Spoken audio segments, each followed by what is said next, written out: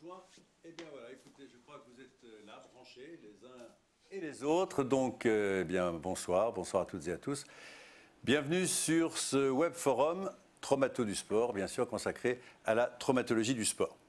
Alors, je suis Alain Dugardonnet, je suis à la fois médecin, cardiologue et journaliste. Je m'occupe de la santé sur BFM TV et RMC et je vais avoir le plaisir de vous accompagner tout au long de cette soirée. Cette soirée où vous aurez un dialogue, bien évidemment, avec vos invités. On compte sur vous pour poser des questions que je récupérerai ici et nous les poserons pour vous à vos invités.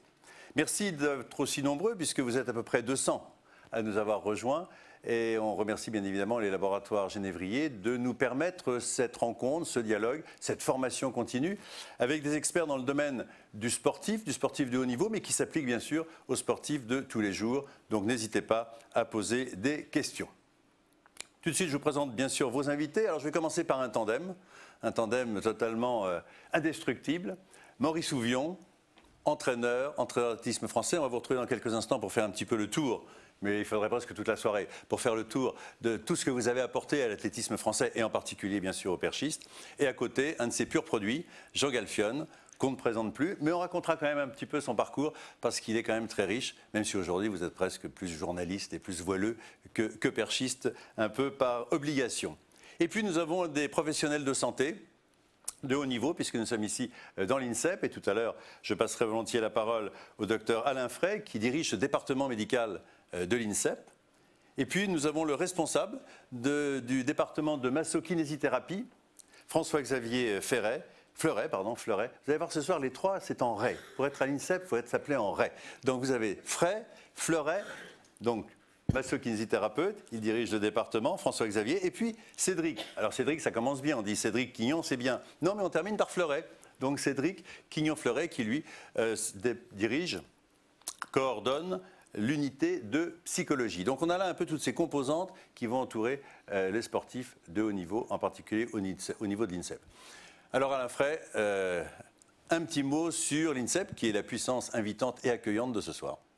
Déjà, bonsoir à tous. On est évidemment ravis de vous recevoir au sein de l'INSEP. Comme tu l'as dit, c'est effectivement l'antre des sportifs de haut niveau. Et pour ce faire, il y a un service, il y a un département médical qui permet donc de suivre les sportifs aussi bien sur le plan santé, au niveau de la partie des soins, de la partie prévention et de la partie récupération. Donc nous avons un sacré travail. L'idée, c'est que nous avons un peu plus de 650, et j'aime bien les appeler tous des Formule 1, parce que c'est tous des bêtes de compétition, et qu'il faut qu'ils soient en permanence au top de leur forme, et que nous, notre devoir, c'est de les accompagner avec les équipes techniques, le plus loin possible. Donc voilà un peu la présentation rapide, et puis on y reviendra dessus, sur la manière de gérer effectivement ce type de département, et comment on gère un sportif de haut niveau sur le plan gestion médicale. Et puis dans la logique classique, c'est qu'on le dit que la Formule 1, eh bien, ça aide à la voiture de Monsieur Tout-le-Monde. Et donc vos conseils de Formule 1 vont aider pour votre prise en charge, puisque ce soir, le but c'est de dire, voilà, un sujet lambda se blesse, il aime bien faire du sport, il en fait régulièrement, il se blesse. Quels vont être les éléments importants de prise en charge, à côté de quoi il ne faut pas passer pour lui permettre à la fois de continuer sa vie normale et surtout de reprendre son plaisir, c'est-à-dire l'activité physique et sportive. Alors un petit mot quand même avec Maurice Ouvion et Jean Galfionne pour démarrer. Allez, on va commencer par Maurice Ouvion, quand même, honneur à votre carrière absolument exceptionnelle, puisque vous avez tout eu. Vous avez été champion de France vous-même, puisque c'était en 62-63, si je ne me trompe pas. Et puis vous êtes devenu très vite entraîneur. Et là, vous avez eu une flopée de gens. Alors, en fonction de votre âge, vous allez vous souvenir, Hervé Dancos, Patrick Abada, Philippe Ouvion, c'est le fils, absolument. Il a entraîné son fils, comme quoi on peut s'entendre entre le père et le fils. Et puis, un certain nombre encore d'autres perchistes, bien sûr. Et puis, vraiment, ça a été le couple avec Jean Galfionne et tout le parcours que vous avez accompli. Je ne vais pas vous demander quel est votre meilleur souvenir. Il y a juste une petite anecdote, je vais commencer par ça, parce que j'ai vu que, en fait, vous vous définissiez comme étant le champion du monde de saut à la perche souterrain. Ah oui, c'est un vieux souvenir. Effectivement, racontez-nous. Dans les années, fin des années 50, dans mon village, j'étais en Meurthe-et-Moselle, dans les mines de fer, il n'y avait pas de salle pour sauter à la perche, et quelquefois en hiver il faisait froid. Et le directeur de la mine dans laquelle je travaillais m'avait dit, écoutez, on va vous monter un sautoir au fond de la mine. et ça se situait à 400 ou 500 mètres sous terre. Et je n'ai pas de statistiques particulières, mais j'aime à penser que je suis probablement toujours le recordman du monde à 400 mètres sous terre. Voilà. Il fallait le savoir quand même. Alors, dans ce parcours, est-ce qu'il y a un ou deux souvenirs? Alors, c'est une question qu'on pose classiquement, mais est-ce qu'il y a un ou deux souvenirs, indépendamment de Jean Galfion, on va en parler après de votre collaboration, mais un ou deux souvenirs qui vous aient marqué sur le plan de la personnalité, sur le plan de la performance, parmi les garçons que vous avez la chance d'entraîner? Bien, les souvenirs, bon, on a cette faculté humaine de garder que les bons souvenirs. Ça, c'est déjà bien. Intéressant. Et bon, c'est vrai que quand mon fils a battu le record du monde à Charletti en 1980, juste avant les Jeux de Moscou, ça reste un grand événement. Mais généralement, le meilleur souvenir, c'est celui dont on est le plus proche, c'est le dernier. Bon, alors, je suis en retraite depuis quelque temps, donc j'ai moins de souvenirs. Mais enfin, on garde des relations très étroites avec Jean et les autres perchistes, et on évoque ces souvenirs. Maintenant, on les évoque. Ah, c'est bien, parce que ce sont des bons souvenirs. Et pour terminer, je veux dire quand même, vous avez été en fait promu gloire du sport français en 2010, qui est une reconnaissance quand même pour l'ensemble de votre carrière, comme on dit. Hein, c'est vraiment, c'est comme un César. Hein, vous avez été reconnu pour tout ce que vous avez apporté. On va revenir sur tout ça au fur et à mesure de la soirée. Un petit mot sur Jean Galfion, alors que vous connaissez forcément. Alors Jean Galfion, il a commencé très tôt, hein, parce que j'ai vu que vous avez commencé premier saut vers 13 ans. C'est très tôt pour sauter à la perche. C'est pas très tôt, c'est dans la norme. C'est dans la norme. Tous les perchistes commencent très tôt comme ça? En fait, moi j'ai commencé l'athlétisme à 13 ans et le saut à la perche un petit peu plus tard. J'ai fait les épreuves combinées et le saut à la perche était une épreuve qu'on proposait dans les épreuves combinées, dans le décathlon. Donc j'ai commencé par ça. Et après vous avez continué à cause de Maurice Souvion ou parce que vous avez trouvé ça sympa? Beaucoup des deux, mais aussi beaucoup pour la rencontre avec Maurice, bien sûr. Alors vous avez enchaîné après toutes les records, victoires. On ne peut pas vous citer tout parce qu'il y a une liste absolument impressionnante. Mais bien évidemment, ce qui vous a tous marqué, c'est 1996, Atlanta, quand même. Hein, vous vous souvenez? Bon, racontez-nous un peu comment ça s'est passé. Ah là, comme ça, direct. Ah bah là, comme ça, oui, pour qu'on se révoque les bons souvenirs. C'est lointain hein, quand même déjà, donc il faut un peu de mémoire là aussi. Enfin, non, mais c'est il se souvient de ce grand moment-là quand même, non? C'était un événement absolument, un moment magique, incroyable, qu'on avait super bien préparé depuis pas mal d'années avec Maurice. C'est fait crescendo. C'était une surprise que j'étais pas favori de ce concours, mais à la fois c'était pas une surprise pour nous parce qu'on avait construit cette victoire et ça s'est mis en place. On le sentait venir quand même. Mais après, il y a tous les aléas d'un concours et aussi une partie de réussite, hein, c'est sûr. Non, c'était un moment super où tout fonctionnait, le moindre détail était réglé et puis c'est une mosaïque qui, à un moment donné, tout se prend en même temps, quoi. La tête, ça. Le physique. Il n'y a aucun souci, tout roule, tout va bien et il y a aussi la part de réussite. Voilà, donc, il faut faire avec tout. 5,92 m, nouveau record olympique. C'était le record olympique, il était détenu à 5,90 par Sergei Boubka, qui n'était pas là le jour de la finale parce qu'il s'était blessé aux qualifications, mais néanmoins 5,92 c'était le record olympique. Oui. Et après vous avez été le premier à franchir les 6 mètres. Premier français avec un titre de champion du monde au bout des 6 mètres. Et, donc oui, là, tout ce qu'il va nous raconter ce soir, Maurice Souvion et Jean Galfion, c'est quand même du vécu et une très belle carrière, on va y revenir bien évidemment. Alors, on va essayer de faire un petit peu le pendant, si vous voulez bien, tout au long de cette soirée, entre ce qu'est le sportif de haut niveau, ce qu'il peut avoir comme problème, comme blessure en particulier, et puis comment on peut le transposer dans le sujet lambda que j'évoquais tout à l'heure. Mais une question d'abord à Alain Frey, comment est-ce qu'on peut définir un sportif de haut niveau? C'est quoi les caractéristiques d'un sportif de haut niveau? À partir de quand? Voilà, moi je cours, je cours 6 heures par semaine. Est-ce que je suis un sportif de haut niveau? C'est pas vrai hein, ce que j'ai dit là, je fais pas ça du tout. Mais si. Oui. Non, la définition même du sportif de haut niveau, c'est qu'il y a un certain nombre quand même d'heures d'entraînement derrière. Elle est très variable d'une discipline à l'autre. Après, il y a l'entraînement spécifique à la discipline et il y a tout l'entraînement physique qui est fait à côté. Bon, en moyenne ici, ils sont, suivant les différents pôles que nous avons, entre 20 et 30 heures d'activité physique dans la semaine. À cela, vous y ajoutez les 20 cours. 30 heures par semaine. Hein, à cela, vous y ajoutez les cours, hein, puisqu'il y a un double projet, effectivement, ici. Donc, ils font des semaines très chargées, on peut le dire. Donc, le sportif de très haut niveau a effectivement un nombre d'heures de pratique qui est importante dans la semaine. Je ne peux pas le chiffrer, parce qu'effectivement, en fonction du type de sport et du type d'activité, c'est très différent d'un sport à l'autre. Mais globalement, c'est ça. Donc, celui qui en fait 6 heures fait déjà pas mal de sport. d'accord, mais on ne peut pas l'appeler sportif de haut niveau. Jacques Alphen, vous faisiez combien d'heures de... Parce que je pense que vous aviez une préparation dite générale, et puis de la partie technique, ou vous faisiez que du saut? En période foncière, c'est là où on s'entraînait le plus, l'hiver. On faisait jusqu'à 10 séances d'entraînement par semaine. Après, ils étaient très variés, évidemment, parce que pour la perche, c'est un sport très complet. Donc, je me rappelle de certains jours, on faisait 3 séances dans la journée. Donc, on faisait une séance le matin de course, l'après-midi de technique, et le soir, on allait faire de la gym jusqu'à 22h, de 20h à 22h. Avec là, on avait l'autorisation de rentrer dans le gymnase. Donc, le lendemain matin, on recommençait à 11h et... Bon, c'était l'enchaînement parfois. Et c'est Maurice Souvion qui vous disait voilà, le programme de la semaine, ça va être ça? Ah bah, vous en c'est Maurice, discutiez comment vous fonctionnez le chef d'orchestre, oui. C'était lui le patron.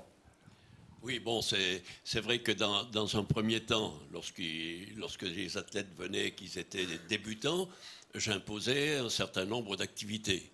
Et puis, l'expérience venant auprès des sportifs, lorsqu'ils devenaient de haut niveau, la programmation, c'était une affaire de discussion, parce que ils préféraient peut-être telle ou telle activité à telle autre. Le principal, c'était de respecter les lignes, les objectifs qu'on avait fixés. Et alors donc, autour de vous deux, il y avait quoi sur le plan professionnel de santé? Vous aviez un médecin attaché? Vous étiez, vous, à l'INSEP, vous aviez un masseur-kinésithérapeute, vous aviez un psychologue. Qui, en fait, était à côté de vous? Alors, en tout cas, pour ce qui me concerne, la structure, c'était à peu près la structure de tout le groupe d'entraînement. On avait un médecin qui nous suivait, qui était un médecin de l'INSEP, qui nous suivait, on va dire, au quotidien si on avait besoin, mais en tout cas, on faisait le suivi médical avec. Et puis surtout, une personne extrêmement importante qui faisait surtout le lien justement entre le médical, proprement dit médecine, et ce qui se passait sur le stade, c'était le kiné. Moi, j'ai eu 2 kinés, en gros, qui m'ont suivi, 3 kinés qui m'ont suivi toute ma carrière ici à l'INSEP. Et ils se déplaçaient avec vous dans les compétitions? Il y a aussi un staff médical qui appartient aux fédérations. Donc parfois on retrouvait les kinés et médecins de l'INSEP en déplacement, mais aussi parfois on les connaissait pas. C'était parfois un petit peu notre guéguerre. Nous on préférait qu'on soit suivi par les gens qui nous suivent au quotidien, mais bon, on est nombreux en délégation, donc c'était pas toujours simple. Mais en effet, moi tous les jours j'allais au bâtiment médical pour la récupération ou pour des soins. Et les soins étaient, la récupération était parfois autant psychologique que physique, parce que c'était un endroit où on se détendait, on pouvait discuter, parler. C'était un petit peu un no man's land. Donc là, le kiné qui vous parle, c'est un élément important. Un petit mot sur ça, justement, sur ce temps de récupération. On va revenir après, bien sûr, dans le détail. Oui, mais... c'est vrai qu'on passe du temps avec le sportif, donc on a des moments privilégiés. Alors attention, il ne faut pas non plus jouer l'apprenti sorcier et être psychologue sur le terrain et dans le box. Mais c'est vrai qu'on a cette proximité, ce rapprochement, et quelquefois ça permet de pouvoir échanger. Et puis après, à nous, en fonction du secret professionnel et de la situation, de faire remonter certains éléments pour apporter, bien sûr toujours en accord avec le sportif. Mais c'est vrai que c'est un temps énorme. Et puis cette proximité aussi avec le fait le contact amène à ce qu'on enlève des barrières et cet échange, et après ça amène même après une certaine camaraderie. Vous détendez complètement, voilà, et donc vous êtes plus à même de vider votre sac. Voilà, tout à fait, complètement. Et puis j'ai aussi une confiance aussi, parce qu'à un moment ou à un autre, ils peuvent se confier, et nous, encore une fois, dans un domaine de secret, on garde un moment, mais après, encore une fois, on ne joue pas à l'apprenti sorcier, on n'est pas psychologue, on n'est pas... Alors justement, Cédric, le psychologue dans le domaine du sport est arrivé quand? Je pense quand Maurice Souvion a battu ses records de France, il n'y avait pas de psychologue qui l'entourait, et c'était lui qui était son propre, ou son entourage qui était son propre psychologue. Depuis quand la psychologie du sportif a pris une place? La psychologie du sportif existe depuis quand même relativement longtemps, mais elle est passée d'une position relativement anecdotique, voire taboue, à quelque chose de plus en plus reconnu et de plus en plus intégré, que ce soit sur des aspects aussi bien d'accompagnement, de prévention, de soins, que des aspects d'aide à la performance, de préparation mentale. On distingue ça aujourd'hui en différents aspects. On en parlait d'ailleurs avec Maurice juste avant le début de l'émission. C'est vrai qu'au niveau de l'INSEP, ça a évolué d'il y a à peu près une 15-20 d'années d'une simple présence à mi-temps de psychiatrie. Donc il y avait, on pourrait dire, quelqu'un qui était là avant tout pour recevoir les sportifs qui étaient le plus en souffrance. Et puis ça a évolué au fil du temps, c'est devenu de moins en moins tabou. Les sportifs arrivent à dire de plus en plus facilement qu'ils vont consulter, qu'ils ont besoin de consulter. On va voir le psychiatre, mais voir le psychologue, c'est déjà plus sympa parce que c'est peut-être moins le chargé de sens. C'est plus facile à dire. Justement, alors Maurice Houillon, donc, à l'époque, la préparation psychologique, c'était une préparation comment? Qu'est-ce qui vous motivait? En fait, le battre le record, bien sûr, mais vous aviez un encadrement, vous étiez... Parce que Jean Galfeur a l'impression qu'il avait avec lui tout le banc et l'arrière-banc. Mais c'est quand même lui qui était champion. Non, mais j'étais passionné, j'ai toujours été passionné par cet aspect mental de la performance sportive. Et c'est pourquoi je voudrais ajouter à ce que nous disait le docteur, dans la définition du sportif de haut niveau, le sportif du haut niveau est essentiellement quelqu'un qui est passionné par l'activité sportive qu'il exerce, mais une passion exclusive. Voyez-vous, qui nous donne une idée de l'importance de ce qui se passe dans sa tête. Et souvent, la différence qu'il y a entre un champion et puis celui qui ne l'est pas, à part bien sûr les qualités physiques, eh bien, c'est sa volonté d'être le meilleur. Et nous avons un exemple actuellement au saut à la perche avec la Villeni, qui vient de battre le record du monde du saut à la perche. Et qui s'est d'ailleurs blessé. C'est un bon exemple. Non, mais, très vite, eh bien, c'est quelqu'un qui pense saut à la perche du matin au soir. Et je pense que la nuit, il en rêve aussi. Jean, vous rêviez la nuit aussi du saut à la perche? Oui, moi j'étais un obsédé du saut à la perche, c'est clair et net. D'accord, permanence, vous refaisiez des perchistes sur mes cahiers à l'école, partout. Bon, non, mais évidemment, il faut être un peu excessif pour y arriver. Moi, j'aime bien aussi dire que, moi, dans ma génération, il y a quelques années déjà, l'aspect psychologique était important, mais moi, j'ai peu rencontré de personnes qui arrivaient à me répondre, à me donner un plus dans cette réflexion. C'était pas encore bien mis en place. En tout cas, ça ne me convenait pas. Je sais que ça a énormément évolué aujourd'hui. Nous, l'aspect psychologique de la performance, on le faisait avec Maurice. On essayait de trouver des solutions ensemble. On allait chercher ailleurs des informations quand on sentait qu'il y avait besoin. Et puis aussi, je voulais dire, il y a un aspect assez important, c'est que la tête marche avec le corps, quoi. On soigne le corps en même temps que la tête, et la tête en même temps que le corps. Et qu'en effet, quand on allait chez les kinés parce qu'on avait mal quelque part, c'était bien de parler parce qu'on soignait aussi un peu le psychique, une tension nerveuse, je ne sais pas. Et comme par hasard, ça allait mieux après. Enfin, voilà, c'est des petits exemples.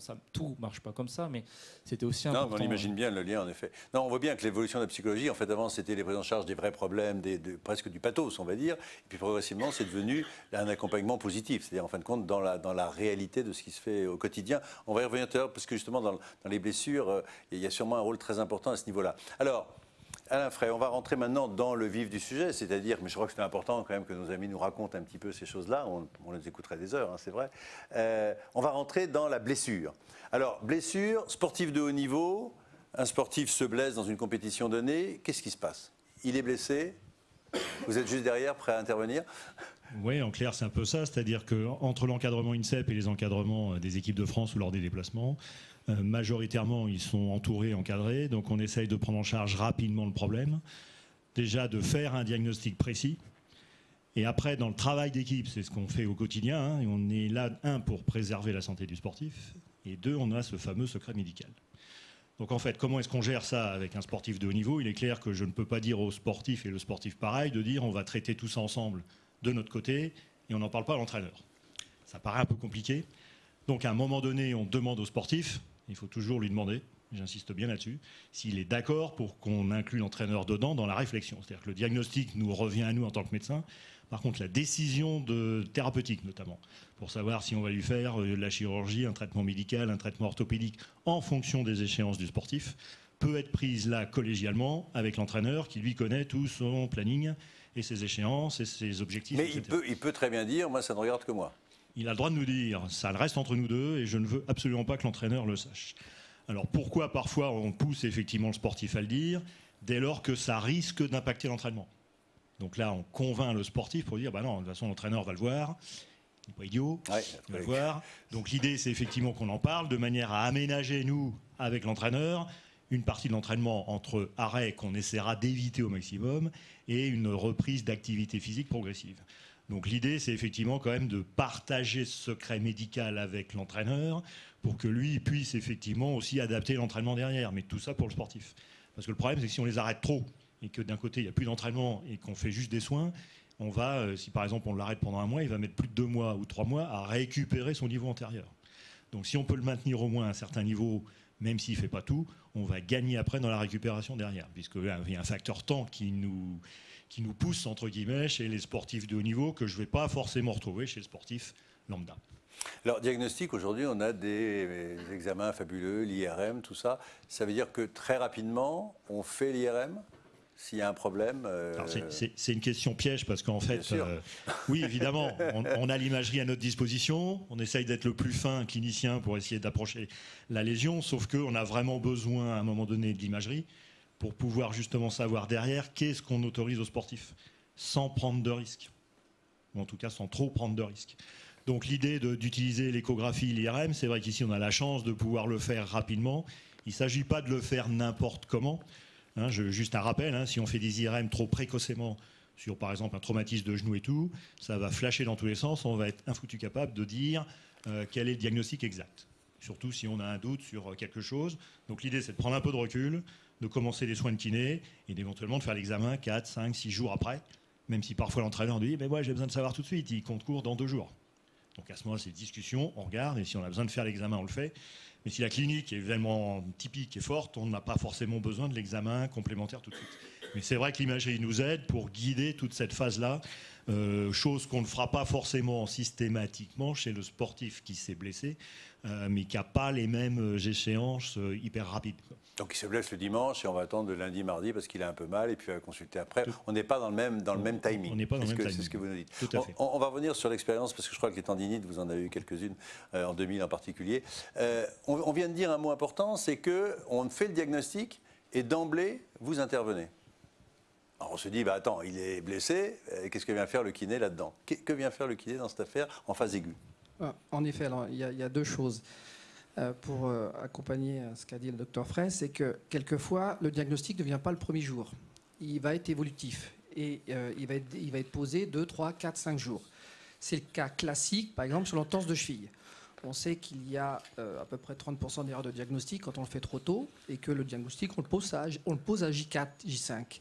Pourquoi il y a tant d'erreurs de diagnostic, notamment sur l'entorse de cheville? C'est parce que ça gonfle, notamment, il y a un œdème, un hématome, et une douleur énorme. Ce qui amène, dans l'examen clinique et dans l'imagerie, à avoir des difficultés pour examiner et poser le diagnostic.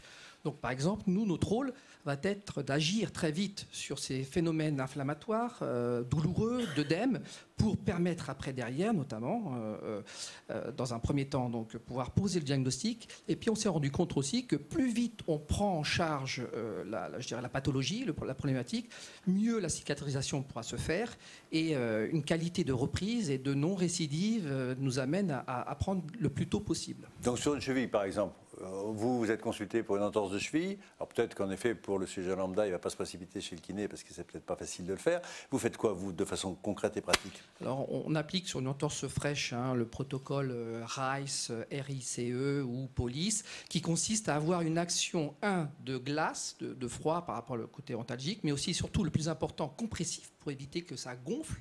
Et puis, bien sûr, après, en fonction d'eux, on met au repos, alors avec béquille ou sans béquille, appui ou sans appui. Et puis, on préconise aussi, après, tout ce qui est élévation pour favoriser le drainage et éviter qu'il y ait ce phénomène de volume qui se fait au moins pendant 3, 4, 5 jours. Donc, il est très important. Et alors, sur d'autres pathologies, pareil, sur une lésion musculaire, que ça saigne, c'est bien, qu'il y ait une collection de sang, c'est mauvais. Donc, on va, nous, agir par des compressifs, par du froid, par des différents moyens pour agir et permettre, je dirais, une meilleure prise en charge et processus cicatriciel. Petite recette pour nos amis, vous avez dit on glace. Pratiquement, on fait quoi? On prend une poche, on prend des petits pois congelés, on fait quoi? Là aussi, je peux être très long là-dessus. Non, mais ce que je veux dire, les grands principes, c'est ça qu'il faut dire. C'est vrai qu'après, derrière, ce qu'il faut, c'est que la température cutanée doit être entre 7 et 12 degrés. Donc il faut trouver un moyen de froid qui permette à atteindre cette température-là. On sait que le froid sec met beaucoup plus de temps à atteindre cette température. Donc c'est pour ça qu'on préconise de mettre un linge humide qui va favoriser cette baisse de température. On ne met jamais de sac plastique ou de poche directement sur la peau parce qu'il y a risque de brûlure. Ça, il faut prévenir les gens. Et puis après, derrière, on dit toujours un quart d'heure, 20 minutes. Il y a une raison notamment par rapport à cette température-là. Ensuite, c'est vrai, comme vous l'avez dit, un très bon moyen quand on ne peut pas bénéficier des poches de gel, si on ne peut pas bénéficier glacier de glace, c'est d'acheter un sac de petits pois congelés. Alors attention, mettez sur un stabilo, ne pas manger, parce que quand on va sortir, on les remet comme ça, à un moment ou à un autre, je pense qu'il y aura d'autres problèmes, d'autres soucis digestifs. Donc voilà, donc c'est une façon. Et là aussi, c'est glacer le plus souvent possible. Si on glace qu'une fois dans la journée, combien de fois dans la journée, par exemple, plus on va glacer, mieux ça sera. Donc si on peut espacer toutes les heures, alors après on nous dit j'ai pas le temps. Après c'est des choix. Ce sont des choix. Mais bien sûr, mais au moins il y a des priorités. Alors moi j'aime bien aussi, pour finir sans être trop long, le massage au glaçon. C'est-à-dire je prends un glaçon que je tiens avec et je masse. Ça va durer 2 minutes. Je vais avoir ma température et puis ça va pas. Et là ça brûle pas. Voilà. C'est ça, on évite ça. Jean Galfen et Maurice Souvion. Donc, vous avez eu un certain nombre de problèmes, surtout de traumato classiques. Je crois que vous avez aussi un pneumothorax, mais on en parlera un petit peu à part. Les tendinites, racontez-nous une histoire de tendinite. C'est-à-dire, vous êtes bien, tout va bien, et à un moment, sur un mouvement donné, vous avez quelque chose. Comment ça se passe? Comment un sportif se dit, tiens, j'ai une tendinite? Tendinite, ça s'installe doucement. On la sent venir, on ne prête pas forcément beaucoup d'attention au départ. Et puis ça s'installe de plus en plus, puis ça part, puis ça revient, et on ne sait pas trop pourquoi et comment. Et puis là, on commence à se renseigner, et puis on s'aperçoit qu'il y a autant de raisons que de cas, il y a des centaines de raisons, et surtout des milliers de solutions pour les enlever. Et là c'est un peu le chemin de croix, c'était un peu difficile. Moi, j'ai eu des gros problèmes de tendinite à peu près toute ma carrière, plus ou moins. Ça s'est mal fini parce que j'ai fini par me faire opérer des 2 tendons avant qu'ils pètent. J'avais des petites fissures donc j'avais des tendinites fusiformes, on a peigné. C'était pas une lourde opération, mais je l'ai fait trop tardivement, je pense, dans ma carrière. Ça vous arrêtez à chaque fois combien de temps à peu près? À chaque fois, le problème, c'est qu'on soigne, on passe des heures chez les kinés, à essayer plein de choses, et puis ça va mieux. Et puis quand on commence à reprendre l'entraînement, moi, je sais que je faisais attention à la façon dont on courait. Je travaillais beaucoup en basket, je mettais moins d'intensité, mais n'empêche que dès qu'on arrive en phase de compétition, là, il faut mettre de plus en plus d'intensité, et puis ça recommençait, quoi. Et donc souvent, en plein milieu de saison, bing, ça recommençait sur des lourdes tendinites qui mobilisaient pendant 15 jours. Donc c'était, comme disait le docteur Fraisse, c'est qu'après, on s'arrête 15 jours, c'est 15 jours pour revenir, quoi. Et donc, en plein milieu d'une saison, c'était pas possible. Et là, l'entraîneur, Maurice Souvion, il disait non, ça va bien, ça y est, tu peux reprendre. Comment est-ce que vous arrivez à trouver le moment, ou est-ce que c'est le médecin qui vous dit là, on peut y aller? Est-ce qu'il y a des critères, on va demander après à nos professionnels de santé, est-ce qu'il y a des critères qui vous sont donnés en disant voilà, il peut reprendre, il fait ce qu'il veut? Non, je ne crois pas. Alors, il y a une chose qu'il faut qu'on ait présente à l'esprit tout le temps, c'est que le sportif de haut niveau est un impatient chronique. Donc, il est toujours pressé de reprendre quelquefois trop tôt. Et pas l'entraîneur? L'entraîneur est pareil. Ça me rassure. On est en équipage. Hein. D'accord. Mais si vous parlez de l'année 2000, où notre ambition, à tous les deux, c'était de gagner une nouvelle médaille d'or, parce que ça ne s'est jamais fait. Jamais dans la perche moderne, aucun perchiste n'a été 2 fois de suite champion olympique. Donc, c'était un objectif quand même très agréable. Et puis, cette année-là, Jean a eu un pneumothorax au mois de mai, en sautant d'ailleurs. Il a été opéré. Il a été immobilisé sans entraînement pendant 1 mois et demi au moins. Et puis, nous avons fait une erreur, à mon avis, mais si c'était à refaire, mais c'est jamais à refaire. Nous avons voulu mettre les bouchées doubles.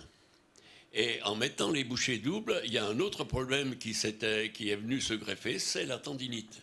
Et parce qu'il avait une tendinite, il ne pouvait plus s'entraîner, faire un programme objectif. Donc là, c'est le cul-de-sac, quoi.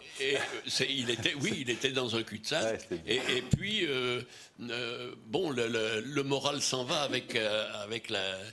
Vous savez, pour gagner, il faut avoir un moral de vainqueur. Il faut être persuadé qu'on est fort. Et quand l'entraînement est interrompu, lorsque vous avez des douleurs, eh bien, on ne se sent pas fort. Et à ce moment-là, on ne peut plus gagner. Alors, justement, on va vous demander, Cédric, par rapport à l'aspect psychologique, on comprend bien cette volonté, cette monomaniaque, quoi, carrément, il ne fait plus que ça. Et là, tout d'un coup, de toute évidence, sur le plan physique, il est diminué. Qu'est-ce qui se passe dans la tête d'un sportif de haut niveau? Comme Maurice vient de l'expliquer, c'est un moment relativement insupportable pour le sportif, parce que c'est une perte de repères. Et le sportif est, comme il l'a expliqué, par nature extrêmement pressé, impatient, et il se construit sur des repères temporels. La prochaine compétition, la prochaine échéance, combien de temps il me reste, combien de semaines il me reste. Et la blessure, c'est un moment de rupture de cette construction où tous ces repères tombent à l'eau.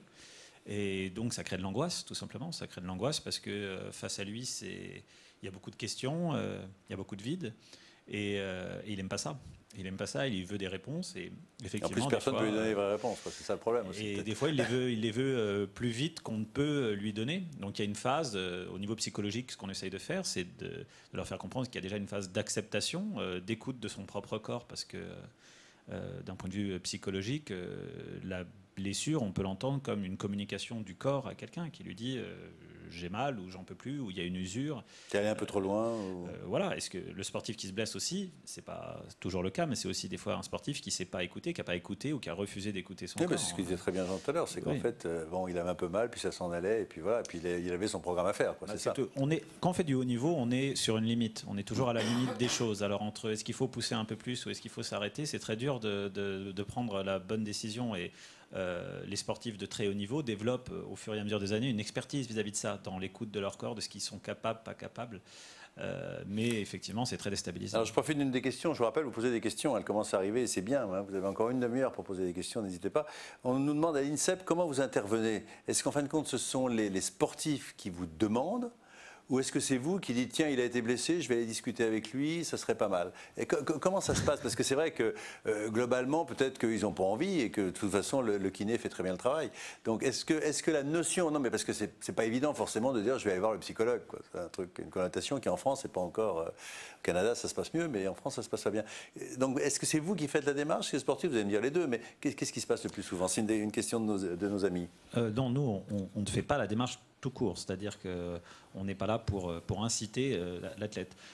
Aujourd'hui, comme je disais, les choses ont beaucoup évolué, donc la plupart des sportifs de l'INSEP nous connaissent, ils ont un entretien obligatoire par le biais de ce qu'on appelle un bilan psychologique qu'ils doivent faire une fois par an, donc ils savent qu'on est là, ils connaissent le cadre, la confidentialité, qu'ils peuvent venir s'adresser à nous, dans quelles circonstances. Donc la plupart du temps, ce sont les sportifs, alors soit ils vont venir d'eux-mêmes, nous demander un entretien, ils vont des fois nous être adressés de la part des entraîneurs qui nous connaissent aussi, qui vont dire je vois que là il a une blessure de longue durée, ça peut être important qu'il ait un espace de parole, qu'il puisse en parler, qu'il puisse évacuer un certain nombre de choses. Et puis très souvent, ils vont aussi nous être adressés par les médecins et par les kinés.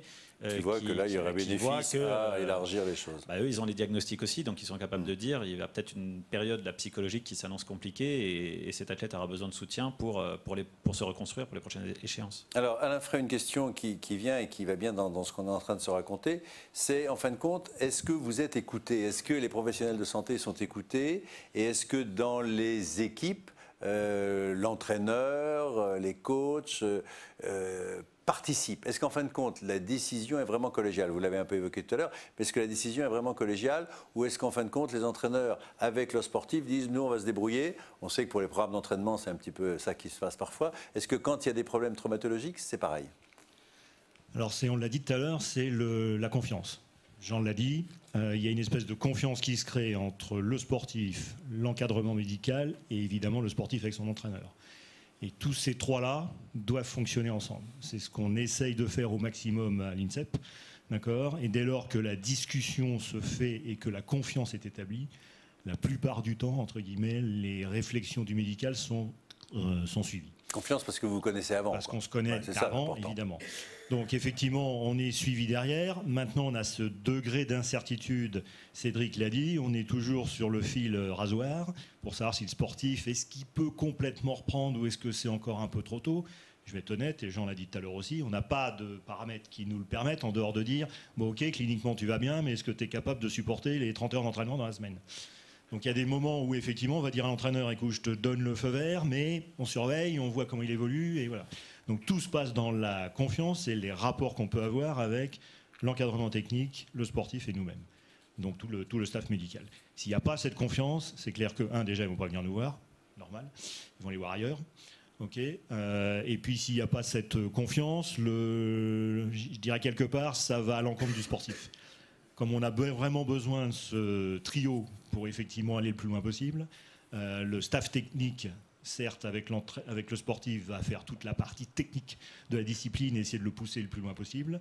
Le staff médical derrière, comme on n'a pas que la partie soins, mais qu'on a la partie récup et tout le reste derrière, eh ben c'est un ménage à trois, si je puis dire. Et donc, il est indissociable pour la performance de haut niveau. Je ne vois pas comment on peut ne pas le faire et ne pas s'entendre entre tous les acteurs, en sachant que chacun reste à sa place. C'est-à-dire que moi, je ne vais pas entraîner, l'entraîneur ne va pas faire le médecin. Par contre, le sportif, dernière chose, il a le libre choix de son médecin. Le libre choix des personnes qu'il a envie d'avoir pour le soigner. Un sportif de l'INSEP a le droit d'avoir un médecin qui est en dehors de l'INSEP et ne souhaite pas voir un médecin de l'INSEP. C'est le libre choix de tout patient, si je puis dire. Jean-Galfion. Oui, moi je voulais aussi, pour bien comprendre ce que ça représente quand on est dans la peau d'un sportif de haut niveau qui s'entraîne donc tous les jours, c'est qu'il n'y a pas un matin où on se lève où on a pas mal, quoi. On a mal tout le temps, on a toujours des petites douleurs, toujours des choses qui tiraillent. Et donc on est toujours en train de se demander si c'est important ou pas important. Si ça va passer, ça passe pas. Alors on s'échauffe, et quand ça chauffe et que tout passe, c'est que c'est bon. Parfois il y a toujours une petite douleur qui tient. Et c'est vrai que moi, il y a plein de soucis que j'ai réglés par le mépris, c'est-à-dire en disant bon, ça va le faire, c'est pas grave, ça va passer, et puis ça finit par passer. Et donc on est toujours en train de se demander si ça va, si c'est normal cette douleur, si ça va passer. Vous ne pouvez pas consulter tous les jours en disant j'ai bobo là, j'ai bobo là. Et donc c'est pour ça qu'on ne va pas tous les jours en effet se plaindre devant le médecin, et puis également on n'en parle pas tous les jours forcément, parce qu'aussi on se met dans un processus de doute quand on commence à avouer sa douleur. Donc voilà, il y a tout ça qui est pris en compte, mais c'est vrai que tous les jours, il y a des douleurs, quoi. Donc c'est pas aussi simple, tiens, j'ai mal, hop, médecin, kiné, hop, c'est réglé. C'est toujours assez subtil. Ouais. Alors l'autre question qui vient, c'est quand le sportif s'arrête, est-ce qu'il continue à s'entraîner ? En d'autres termes, est-ce que le fait de s'arrêter pour blessure, bien évidemment, mais vous êtes blessé qu'à un endroit, a priori tout le reste fonctionne, comment est-ce qu'on gère ça ? L'entraîneur, allez-y, consensuellement, en réponse à cette question. C'est vrai que bon, le saut à la perche a ceci de particulier, c'est que ça fait appel à l'ensemble du corps. Donc si on a une blessure dans les jambes, on peut continuer à faire de la musculation du haut, à faire le travail du haut, et inversement. Ce qui fait qu'on s'arrête relativement peu. Mais quand on est obligé de s'arrêter, alors... moi qui étais passionné par l'aspect psychologique de l'entraînement et de la performance, j'ai essayé un certain nombre de choses, et notamment de la concentration, c'est-à-dire que je mettais le perchiste en situation, c'est-à-dire à l'extrémité de la piste d'élan, face au sautoir, avec sa perche, et je lui demandais de sauter dans sa tête. Et j'ai fait ça notamment avec Jacques Desbois, je ne l'ai pas fait avec toi, mais avec Jacques Desbois, qui est un perchiste de très bon niveau. Hein. Et j'avais constaté comme résultat que sur le plan technique, il n'avait rien perdu. Parce qu'il a continué à sauter, mais a continué dans sa tête. Jean-Galfion. Maurice m'avait fait autre chose, c'est il y a des périodes où j'étais en doute, où j'étais un peu morose, plutôt que faire une séance d'entraînement, il me prenait, il me descendait dans son bureau et puis il appuyait sur lecture, il avait préparé une cassette avec, je sais pas, peut-être 2000 sauts de plein de perchistes, et puis répéter 10, 20 fois sur le même saut, puis on passait à un autre, que des modèles propres de sauts qu'on essayait de se rapprocher, et c'est vrai que... Donc, toujours pour faire la mémorisation, pour avoir en permanence cette tête. Et puis parfois il y avait aussi des petits films un peu motivants. Alors, on sortait de ce bureau, c'était reparti, quoi. Hein, ouais. Et sur le plan physique, alors, Alain Frey, est-ce qu'on continue à travailler? Et puis après, on va demander bien sûr... Oui, donc ce qu'on a mis en place à l'INSEP, même si c'était déjà fait dans certains pôles, on a vraiment officialisé, on a une cellule qui s'appelle la cellule de réathlétisation. Cette cellule de réathlétisation, elle est opérationnelle depuis maintenant novembre 2012, même si certains pôles le faisaient déjà depuis longtemps, où effectivement, quand le sportif est blessé, on va dire à 80%, le médical le prend en charge. Si l'entraîneur ne peut pas le prendre en charge tout de suite, c'est la cellule de réathlétisation qui en fait une partie sur nos conseils au début, en disant « Ok, il est blessé au genou, donc tu t'occupes du haut, etc. » L'entraîneur intervient évidemment dessus, puisque c'est lui qui la déclenche, cette cellule de réathlétisation, en accord avec les staffs médico-techniques qu'on fait régulièrement. Et puis progressivement, le médical, il y en a de moins en moins, la cellule de réathlétisation prend de plus en plus, et l'entraîneur reprend la main progressivement pour le réintégrer dans le groupe, avec les autres qui sont à 100% progressivement. Donc tout ça, c'est une vraie chaîne qui se continue. Je l'ai dit tout à l'heure, si on peut éviter évidemment de l'arrêter, c'est mieux. Et donc on essaye, nous, toujours de les maintenir en activité, Après, comme tu l'as dit, ça peut être effectivement purement du travail, d'imagerie, de vidéo, puisqu'il y a pas mal de sports qui travaillent sur la vidéo, donc on va regarder. Et donc, c'est pas du temps perdu, puisque de toute façon, c'est du temps qu'il faut faire pour analyser ses adversaires, etc., et comprendre. Au judo, on le fait très régulièrement. Donc voilà, donc on a plein de trucs à côté qu'on peut leur proposer, entre soit on va dire de l'intellectuel, soit du visuel, et soit de la préparation physique, sur tout ce qu'on peut travailler en dehors de la blessure. François-Xavier, sur le plan du kiné, parce qu'il intervient, bien évidemment. Oui, tout à fait. Et donc, pour prolonger les propos qui sont tenus, oui, tout arrêt de l'activité sportive entraîne un déconditionnement cardio-pulmonaire, un déconditionnement musculaire et même aussi de la qualité motrice, de la proprioception, même si ce terme est un peu restrictif. Et donc, ça nécessite obligatoirement un travail en parallèle. Et même qu'on soit, alors c'est vrai que c'est depuis quelques années, c'était pas toujours généralisé, mais ici dans le sport de haut niveau maintenant, on ne peut pas penser qu'un sportif blessé ne s'entraîne pas à côté par rapport à sa blessure et tout ce qu'il peut faire. Donc a été mis en place cette cellule. Avant, il y avait aussi certains éléments qui étaient déjà mis en place. Et puis, par rapport à un sportif, je dirais pas non sportif de haut niveau, un sportif régional autre, là aussi, on ne peut pas se permettre, on doit, nous, professionnels de santé, conseiller, donc médecins et masseurs-kinésithérapeutes, conseiller, je dirais, un entretien en parallèle, ce sportif, pour éviter, je dirais, soit la récidive de la pathologie, la blessure, mais surtout après tout ce qui peut arriver comme insuffisance. On va aller trop vite et on se crée des tendinopathies.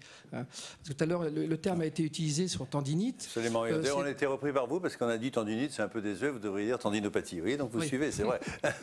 Oui, donc juste pour l'aparté, mais on parle de tendinopathie et dans je dirais, le terme tendinopathie, on a plusieurs formes, d'où l'importance, et je reviens sur le diagnostic aussi, qui est très important parce que selon le type de tendinopathie, on n'aura pas le même protocole de prise en charge. Donc ça aussi est très important. Donc il faut faire un entraînement à côté, un entretien et à nous de conseiller correctement pour éviter que lorsqu'ils vont reprendre, se créent de nouvelles pathologies ou nouveaux.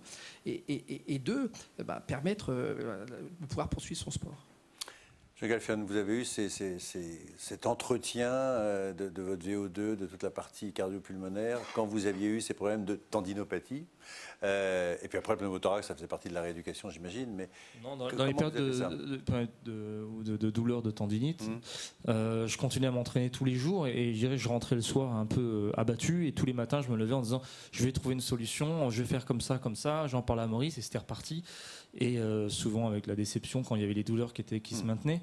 Mais malgré tout, il n'y a pas une seule journée où je ne me suis pas entraîné avec la même envie, avec la même volonté, avec le même objectif. Je crois que ça, c'est un peu l'aspect vicieux, si on peut dire ça, de la tendinite, c'est qu'elle permet pas, parfois, elle nous demande pas de nous arrêter. C'est pas assez violent pour s'arrêter, mais donc on s'entraîne quand même, mais pas à 100%. Le pneumothorax, c'était clair, il fallait ça. Là, c'était réglé, j'étais couché et on m'a opéré, et là, c'était plus facile à comprendre psychologiquement. Parce qu'ensuite, rattaquer de la rééducation avec un objectif, et on sait qu'on va y arriver, ça se construit. La tendinite, c'est vrai que c'est un problème, c'est qu'on ne sait pas quand ça s'arrête.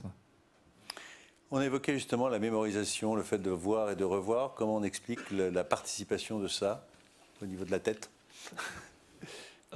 Oui, il y a une technique qui s'appelle l'imagerie mentale, où on parle plus de visualisation d'ailleurs qui tend à essayer de mémoriser des gestes. Et une des très nombreuses techniques qui est utilisée en psychologie du sport, c'est une des plus répandues.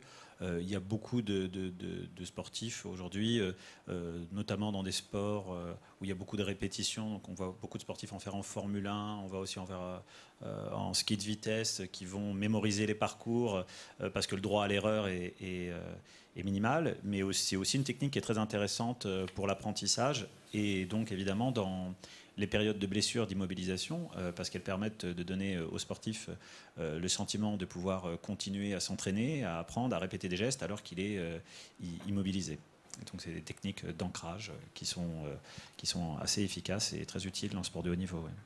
Une question qui est posée là, c'est le lien entre les problèmes de dents et les tendinopathies à répétition. Vous avez des problèmes de dents, Jean Galfion? Vous avez les dents en bon état? Mais moi je me suis soigné, Maurice, il va raconter une histoire qui me fait rire déjà à entendre. C'est que moi mes problèmes de tendons, à un moment donné, après avoir fait les soins pendant des heures, chez les kinés, avec les avis des médecins. À un moment donné, on se tourne vers d'autres médecines, parfois très étranges. Moi, je me suis arrivé à me frotter les tendons avec des orties, à appliquer des cataplasmes de chou à l'huile. Faire plus mal comme ça, de voir toutes sortes de types qui avaient des inventions, et ça marchait pas. Hein. Mais Maurice, ça fait mieux, il va vous raconter. Allez, Maurice, ça nous raconte. C'est vrai que moi, j'ai arrêté ma carrière par des tendinites. En 1964, mon intention était d'être sur le podium olympique à Tokyo.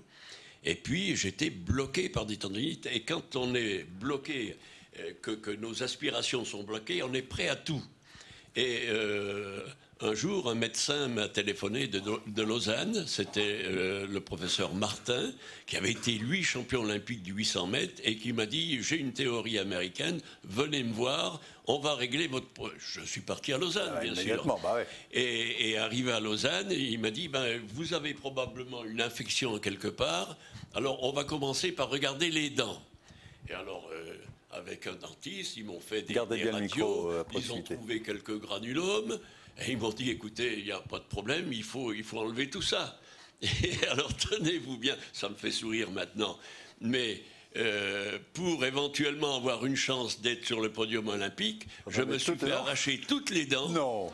Si, à la salpêtrière, oui. Dans une pipe, en une fois. Oui, je vous dis, prêt à tout. Hein. Ah ouais. Et puis, ça n'a pas marché. Bon. Après, vous aviez un sourire extraordinairement blanc et nouveau. Et Martin m'a téléphoné en me disant, bon, venez nous voir, on va faire d'autres recherches. J'ai dit, vous me verrez. Alors, si vous voulez m'enlever encore autre chose, je ne marche pas. Je me demandais ce qu'il pouvait. Et alors, par la suite, j'ai un autre kiné qui m'a téléphoné en me disant, parce que dans ma région, bien sûr, tout le monde était au courant de ce qui m'arrivait. Il m'a dit, venez me voir, on va régler le problème en 15 jours. Et là, il m'a mis à la diète pendant 15 jours, uniquement des tisanes de queue de cerise. Pendant 15 jours. Et pour le rein, c'est impeccable. Hein, et de l'oxygénation. Alors j'avais perdu du poids. Ouais, d'ailleurs, je suis parti aussitôt faire une compétition en Metz et j'ai fait les minima olympiques. Donc seulement le lendemain, je ne pouvais plus marcher de nouveau. Hein. Ouais, enfin, vous voyez. Donc il faut faire attention quand même aux remèdes miracles. C'est ce que vous dites. Il n'y en a pas. Une autre question, puis après j'ai d'autres éléments pour vous. Les méthodes d'intervention en groupe sont-elles très différentes selon les psychologues? Comment choisir un psychologue pour une équipe professionnelle? On fait un appel d'offres, on dit tiens, on cherche un psychologue qui s'y connaisse en sport. Comment on devient d'ailleurs psychologue du sport? Pourquoi vous avez terminé chez Alain Frey en psychologue du sport d'ailleurs? C'est une très bonne question, ça, au fait. Je ne suis jamais posé. Il y a différents cursus, mais il n'y a pas un cursus identifié pour devenir psychologue du sport. D'ailleurs, psychologue du sport, aujourd'hui, c'est plus, on va dire, un domaine de spécialisation dans lequel on va être reconnu que... Compétences particulières que titre. Compétences particulières. Le titre, c'est le titre de psychologue. En l'occurrence, au département médical, il n'y a que des psychologues cliniciens qui vont avoir un peu des spécificités différentes. Après, pour répondre à la question, je pense que la grande différence aujourd'hui sur laquelle on essaye de s'attarder, c'est de faire une différence entre la préparation mentale et les gens qui répondent à l'appellation de préparateur mental, des gens qui travaillent en tant que psychologue dans le milieu sportif, donc des psychologues du sport, psychologues cliniciens ou autres. Ce qui est important à savoir, je crois, si on doit décider d'un intervenant pour une équipe professionnelle, c'est d'avoir son cursus de formation et de savoir que l'appellation préparateur mental n'est pas un titre, mais uniquement qualifier un domaine d'intervention. Mais sous cette appellation-là, vous pouvez retrouver n'importe qui en réalité. Quand vous engagez un psychologue, vous savez au minimum le degré de formation qu'il a. Après, il y a des gens qui travaillent sous cette étiquette-là, qui ont des cursus universitaires et des formations scientifiques avérées. Mais il faut surtout être prudent et se renseigner sur l'expérience professionnelle et des cursus avérés, parce que dans le monde professionnel, ça génère... de l'argent et ça attire tout un tas de gens qui sont pas toujours les plus qualifiés. Ce sont des gourous, c'est ça en fait, vous voulez dire. Il y a de tout. Une autre question, justement, on parlait de préparateur mental, préparateur physique. Est-ce qu'à l'INSEP, vous avez des préparateurs physiques et où ils se situent dans votre chaîne? C'est quoi d'abord un préparateur physique et où est-ce qu'il intervient? Question. Je peux répondre. Ah mais vous avez tous la parole. Mais écoutez... c'est vrai que lorsqu'on entraîne, il y a la préparation physique, il y a la préparation technique, il y a la préparation mentale. Et si on donne séparément cette forme de préparation à des personnes différentes, je dis que ça ne peut être efficace que si ces 3 personnes-là couchent ensemble en permanence. Bon, ça ne se produit rarement. Hein. D'autant que le saut à la perche a toujours été un sport masculin, sauf ces dernières années. Et donc, je dis qu'un entraîneur, c'est quelqu'un qui est capable de faire ces 3 choses-là, à condition qu'il se forme, bien sûr. Et dans la préparation mentale, on en parlait en début, je ne voulais pas avoir un préparateur mental dans mon groupe. Par contre, lorsque j'avais un problème, j'allais consulter moi-même et discuter du problème et voir quelles solutions je pouvais apporter. Mais vous ne vouliez pas que vos sportifs, que vos champions aillent le voir? S'ils avaient envie de le faire, ils l'auraient fait. Mais je n'y tenais pas. De même qu'on n'avait pas de manager non plus. On était un groupe, et on vivait presque en autarcie. Oui, mais j'ai bien compris. Alain Frey. Oui, les techniques, on va dire, d'entraînement dans certaines disciplines ont en plus évolué. L'entraîneur se ressente plus sur effectivement tout l'aspect technique-tactique, et que lorsqu'il a effectivement un groupe qui peut être très nombreux, le fait d'avoir avec lui un préparateur physique qui va s'occuper de toute la préparation physique en même temps n'est pas inutile. Par contre, comme tu l'as dit, il faut que les 2 personnes travaillent constamment en même temps, quoi. C'est-à-dire que l'élaboration du planning de la semaine ne peut pas se faire, moi je fais de mon côté ça, toi tu fais de ton côté ça, non. Et puis à quel moment je fais la préparation physique, à quel moment je fais ma préparation technico-tactique, en fonction des matchs qui arrivent et tout. Donc les 2 personnes doivent travailler ensemble, sinon ça ne peut pas marcher, hein, ça c'est clair. Donc il y a certains sports où il n'y a que l'entraîneur qui le fait. Alors à très haut niveau, c'est très variable. Dès qu'on descend de niveau, il faut être clair, hein, il n'y a pas de préparateur physique quand on descend 2e, 3e, 4e division, quand il niveau régional, et c'est l'entraîneur du club qui s'occupe de tout. Voilà, c'est comme ça, effectivement, la réalité de terrain, elle est là, quoi. Une question peut-être pour Jean Galfem et pour les médecins. Est-ce que vous avez mangé beaucoup d'anti-inflammatoires avec vos tendinopathie? Oui, avec ces histoires de tendinite. Et est-ce qu'on en donne encore? Parce que c'était la question qu'on posera à Alain Frey après. J'ai essayé de ne pas en prendre et de surtout me concentrer sur une hygiène de vie bonne pour justement mieux appréhender ces problèmes, mais qu'à un moment donné, quand il y a les compétitions, les entraînements importants qui arrivaient, oui, je prenais les anti-inf, et puis il y a une accoutumance, donc j'en prenais de plus en plus, et jusqu'à ce qu'il y ait des problèmes ensuite au niveau digestif, quoi. Donc c'était un cercle bizarre où on se mettait vraiment mal. Donc il fallait qu'il y ait des vraies coupures pour arrêter justement ces inflammations. Et oui, il y avait des anti-inflammatoires à l'époque, mais je suis pas sûr que c'était la solution, évidemment. Ouais. Oui, bah, il a tout résumé. Hein, c'est mon docteur. La prise, depuis le temps, il se connaît. Le vécu avec ça, ouais. Non, les anti-inflammatoires fait partie de notre panoplie thérapeutique, c'est clair. Quand on peut éviter d'en donner pendant X temps, on le fait, hein, parce qu'ils ont tous des petits problèmes digestifs. Que ce soit des aigreurs d'estomac. On a, heureusement, on touche du bois, pas systématiquement des hémorragies digestives, hein, qui est quand même la complication majeure de la prise d'anti-inflammatoires. Mais ça nous est arrivé. Donc comme quoi même le jeune sportif peut l'avoir, mais ils ont souvent parfois des problèmes de digestion, des problèmes de douleur juste épigastriques qui nécessitent qu'on temporise et qu'on arrête. Alors c'est pour ça que d'ailleurs on développe beaucoup tout le travail avec les kinés, pour que les kinés essayent de jouer au maximum avec tous les appareils et les techniques qu'ils utilisent pour essayer nous de diminuer la prise d'anti-inflammatoires. Mais il y a des moments où on le fait. Si possible, après, on essaie de le faire par cure. Et comme l'a dit Jean, il va le prendre 2-3 jours, il va arrêter, il va le reprendre éventuellement. Voilà, mais il n'y a pas de... On essaye, évidemment, quand on peut, de ne pas les donner, puisqu'on sait que c'est des médicaments qui marchent. Mais comme tout médicament qui marche, il y a des effets secondaires.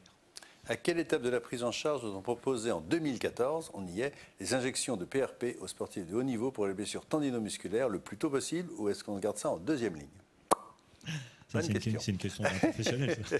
Alors, les PRP, juste pour information, c'est effectivement le plasma riche en plaquettes, donc qui contient des facteurs de croissance.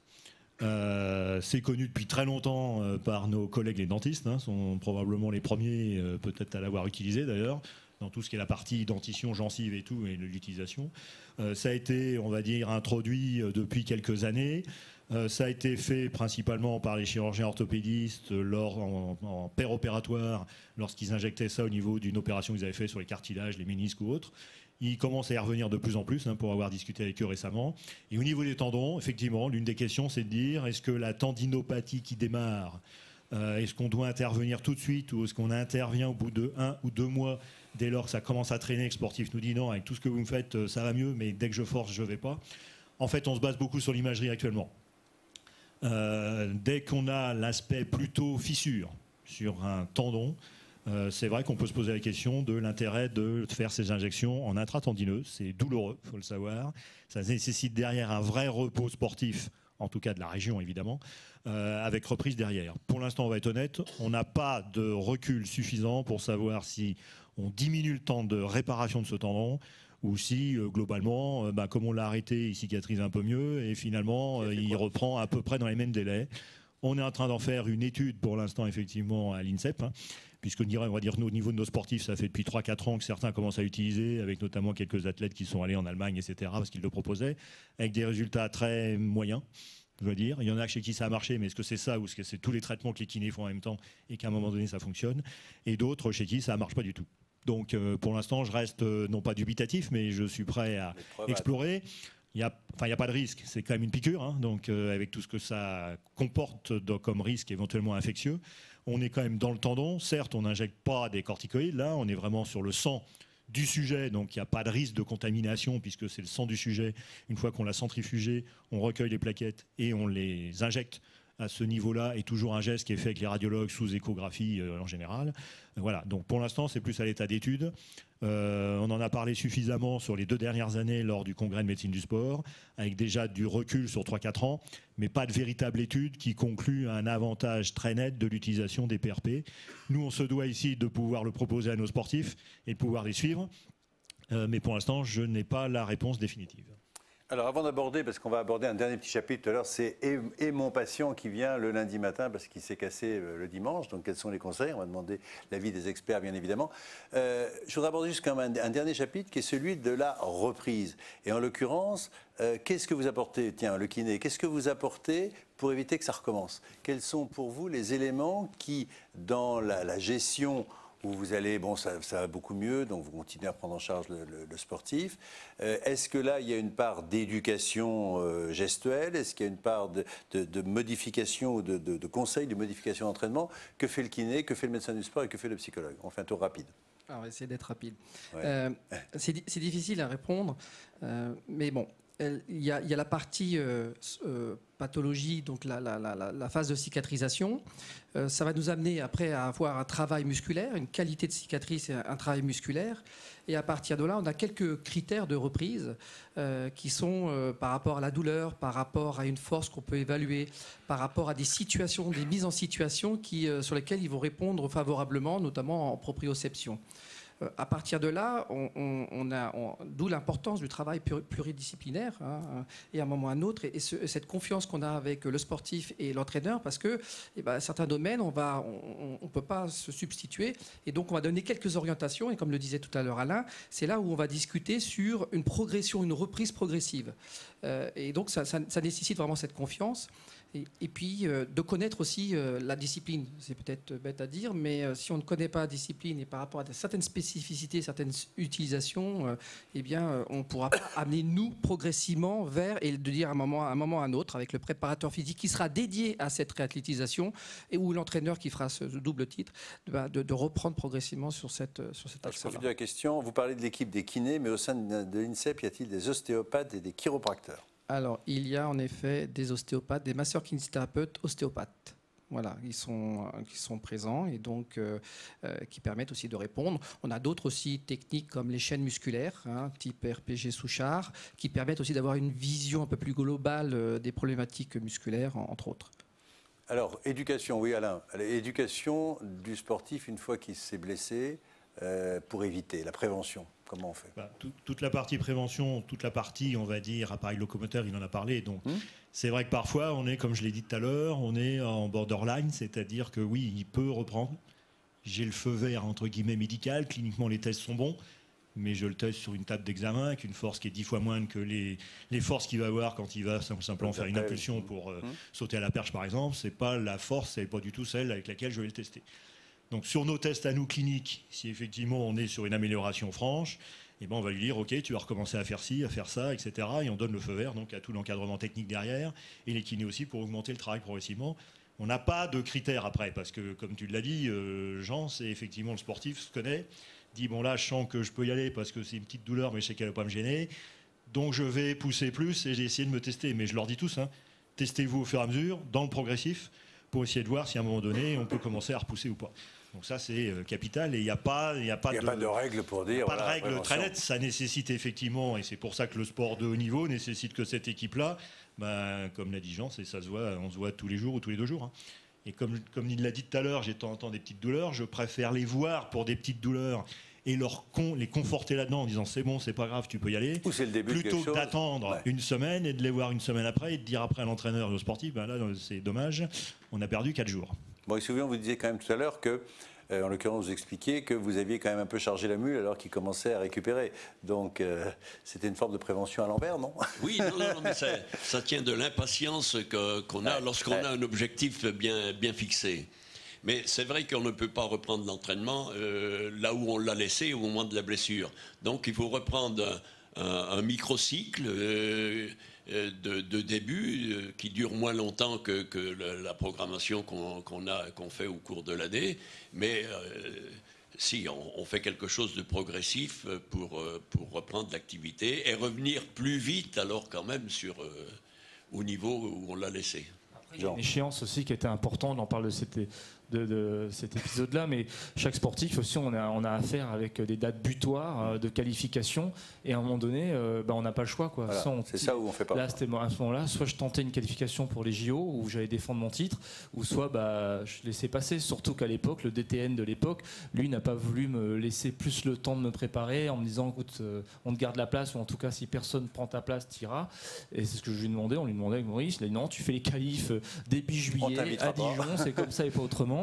Du coup, on a mis les bouchées doubles parce que je me rappelle faire des séances de sprint où je pouvais pas bouger le haut du corps parce que ça me tirait encore vachement au niveau du poumon. Du coup, les tendinites sont installées, etc. Donc en effet, je fais les minima pour les JO, mais beaucoup trop tôt. J'étais pas prêt. Les qualifs étaient plus dans l'ensemble. Donc il y a des échéances qui sont pas que du fait que les entraîneurs poussent ou les médecins, etc. C'est qu'à un moment donné, il faut prendre le risque.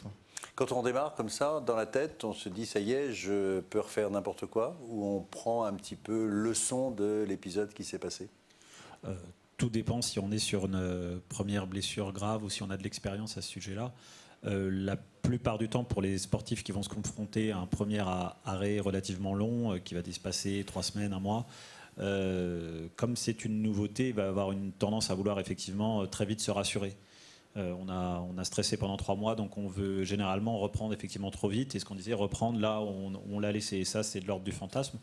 Donc le travail du psychologue, c'est d'expliquer que ce fantasme est dangereux. Et à vouloir se rassurer trop vite, on se met en danger. Donc encore une fois, il y a ce travail d'acceptation. Et puis justement, les sportifs qui sont plus expérimentés intègrent automatiquement, c'est ça l'expérience, ce critère-là, et ils vont peut-être accepter de prendre un petit peu plus leur temps et d'essayer de retrouver des repères progressivement, des sensations, que ce soit au niveau physique, mais aussi au niveau psychologique, c'est-à-dire d'accepter que la confiance a pu diminuer dans le temps et qu'il va falloir aussi, de la même manière que le corps se reconstruit, que le mental se reconstruive par étapes. Alors une question qui rejoint un petit peu ce que disait François-Xavier au début. Sur le terrain, en cas de lésion musculaire aiguë, pour les premiers soins, en plus de la contention et du repos, la cryothérapie semble discutée. Est-ce qu'on doit faire ou pas faire? C'est vrai qu'il y a eu un petit débat ces dernières années là-dessus. Et pof. Vous posez les bonnes questions. Alain pourra aussi répondre. Toute la problématique, pourquoi la cryothérapie, quels effets? Alors c'est vrai que dernièrement, on dit qu'il faut que ça saigne. C'est bien que ça saigne pour permettre dans le processus de cicatrisation toute cette phase inflammatoire des premiers jours, puis après derrière il y a une prolifération, je ne vais pas détailler les 4 phases, mais ce qui nous gêne nous le plus, c'est la collection de liquide. S'il y a trop de liquide, ça stagne et ça évite tout ce processus naturel qui va permettre une cicatrisation. Donc à un moment ou à un autre, le froid avoir une action antalgique parce qu'il a mal et donc il faut quand même lui répondre à cette douleur, et donc le froid fait partie des éléments qui permettent de diminuer la douleur. Et puis le froid va aussi avoir une action de vasoconstriction, donc de limiter le saignement, d'accord. Et si derrière on y met une compression pour éviter que une fois que le froid a fini son effet, qu'il y a vasodilatation, si la compression est là, ça permettra de faciliter le circuit et d'éviter cette collection de sang. C'est la collection de sang qui nous gêne le plus et qui après va amener des complications de fibrose et voire même de cale et d'autres problématiques. Alain, as-tu d'autres? Pas mieux. Sans parler de produits dopants, ça on ne pouvait pas y échapper, hein, voilà. Mais on ne parle pas des produits dopants, on est d'accord. Y a-t-il beaucoup de sportifs de haut niveau qui prennent des compléments alimentaires, des compléments énergétiques? Et est-ce que ça intervient en fin de compte, un, bénéfiquement dans la préparation et deux, dans les accidents éventuels? Vous avez encore un petit peu de temps parce qu'en 1 heure, il va vous le faire à la fraise, vous allez voir. Ça, je peux. Alors, les compléments alimentaires, place des compléments alimentaires chez le sportif de haut niveau. Il y a 2 réponses possibles. La première, il y a tout l'aspect nutritionnel classique.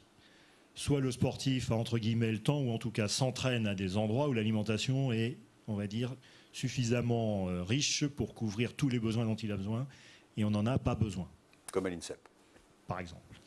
Soit on a effectivement, alors effectivement à l'INSEP on travaille là-dessus, on travaille avec le département recherche sur notamment les apports protéiques qu'il faut augmenter et prendre rapidement après les efforts, parce que je vous rappelle que lors d'un effort important pendant une séance de 2 heures, le muscle, entre guillemets, je vais aller rapidement, se casse et donc il y a une libération protéique et qu'il faut donc réapporter rapidement des protéines pour effectivement faire la régénération de cette fibre musculaire qui a été utilisée pendant 2 heures. Donc ça, ok.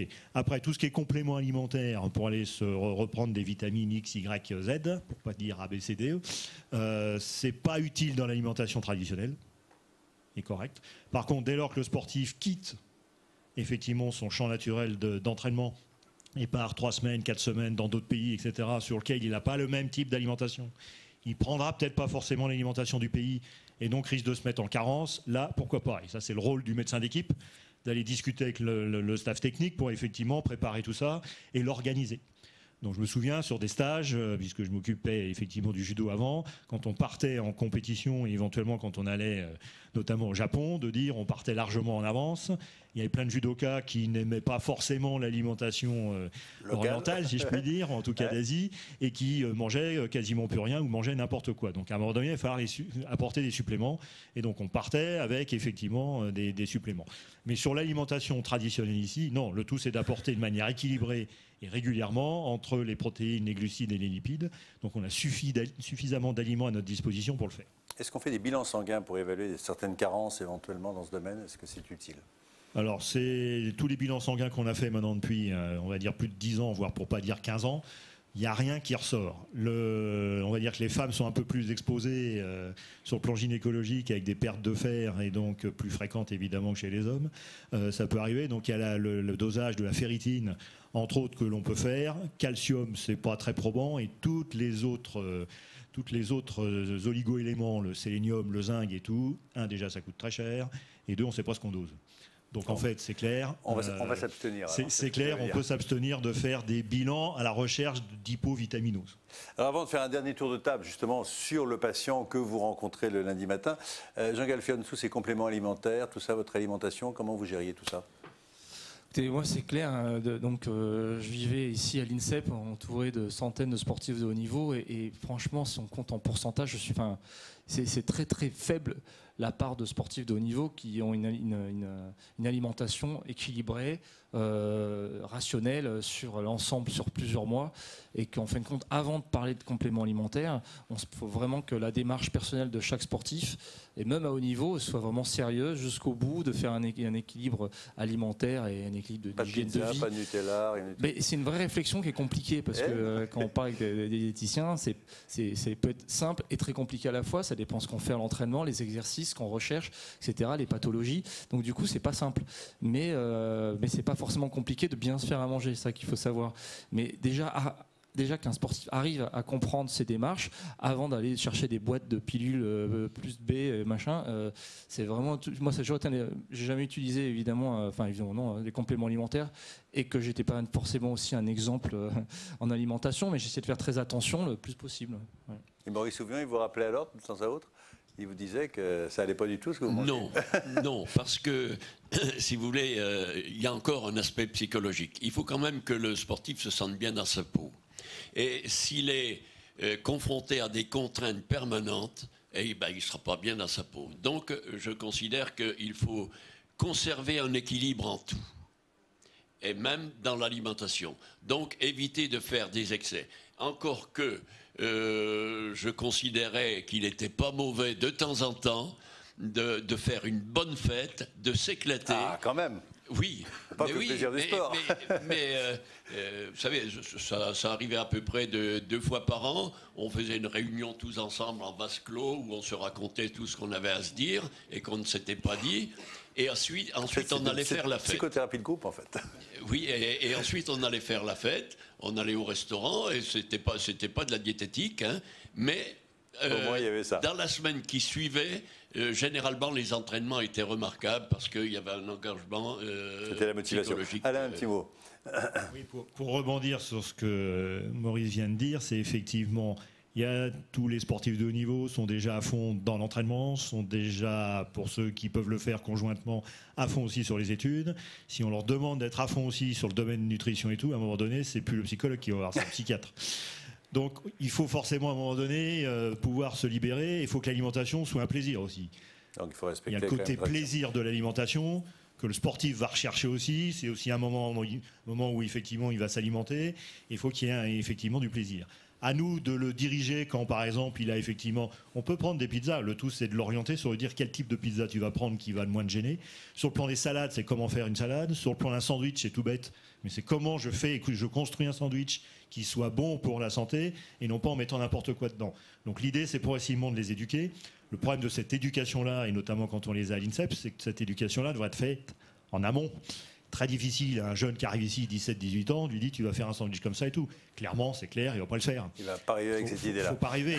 Tant qu'il n'aura pas intégré avec 4-5 ans d'expérience de plus et de dire tiens, l'alimentation, il faut peut-être que je commence à faire gaffe parce que j'ai mes tendinopathies, parce que j'ai tel truc, etc. Oui. Et l'hydratation est pareil.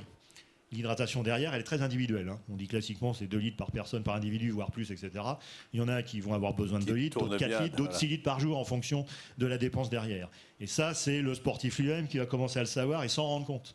Sauf que ce n'est pas à l'âge de 15, 16, 17 ans, c'est à l'âge malheureusement de 25, 26, 27 qui vont commencer à l'intégrer.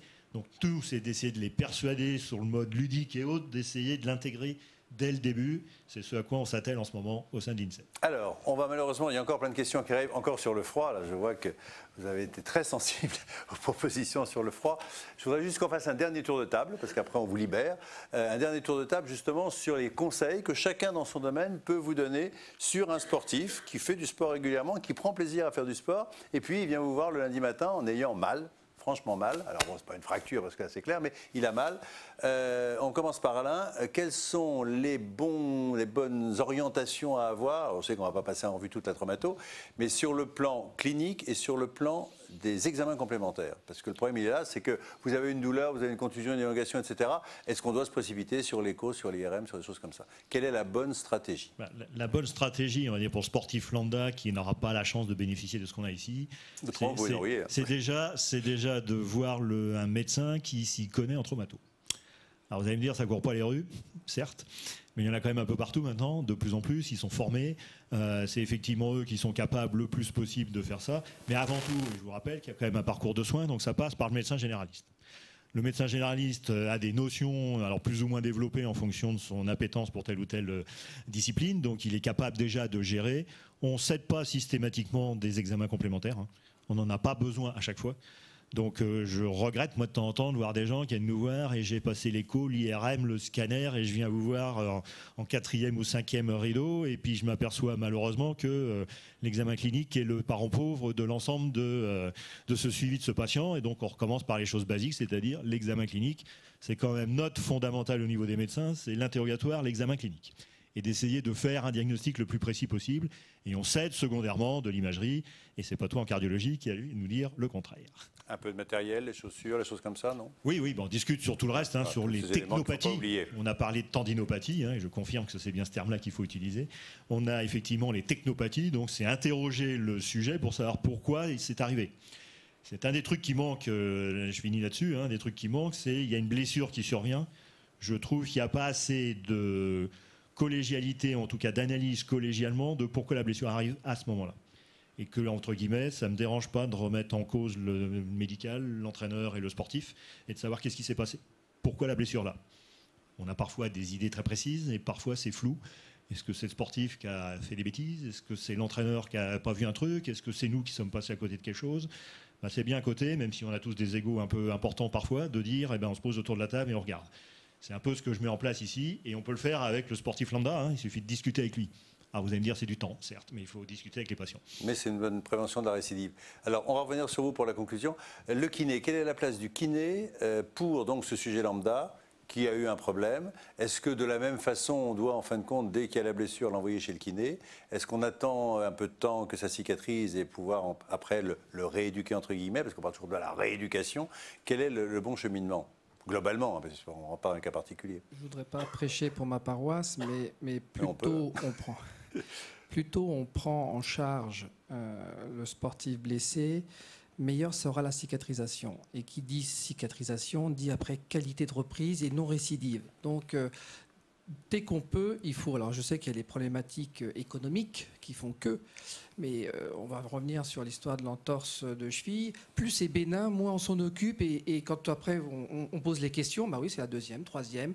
Tu as eu des soins? Oui, un coup de glace, un coup de machin, etc. Mais il n'y a pas eu tout le processus de prise en charge qui amène à la reprise. Donc, selon la gravité, selon les pathologies, plus vite on va prendre en charge et mieux sera, je dirais, la qualité et la reprise derrière. Donc ça, pour moi, pour nous, en tout cas ici à l'INSEP, on n'attend pas quelques jours. Et si on attend 3, 4, une semaine là, la cicatrisation peut se faire, mais de façon anarchique. Et après, derrière, c'est des douleurs, c'est des micro-déchirures, c'est des récidives, des élongations. Donc il faut prendre très tôt, je dirais, la blessure. Il faut la prendre très très tôt.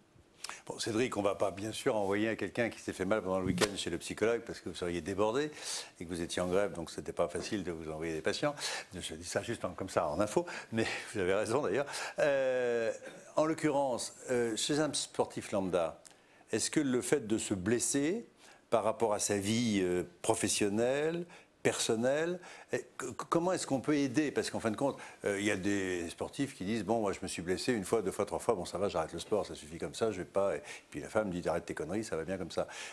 Comment est-ce qu'on peut engager ce dialogue là-dessus pour conforter l'idée que de poursuivre l'activité physique est un élément important? Déjà, si vous êtes vraiment passionné, vous n'allez pas tout de suite dire j'arrête après quelques blessures, c'est plutôt comment vous allez pouvoir trouver une stratégie pour l'éviter. Et quelque part, vous pouvez avoir, entre guillemets, un mental et un investissement digne d'un sportif de haut niveau, simplement pas avoir les capacités physiques, athlétiques pour y répondre. Donc, vous pouvez rencontrer le même type de problématiques qu'on a déjà évoquées. Je pense que ce qui est important à interroger pour le médecin qui voit un sportif blessé, évidemment, c'est pas tout de suite l'envoyer chez un psychologue, mais c'est d'interroger la place que prend l'activité physique dans sa vie et dans son équilibre de vie.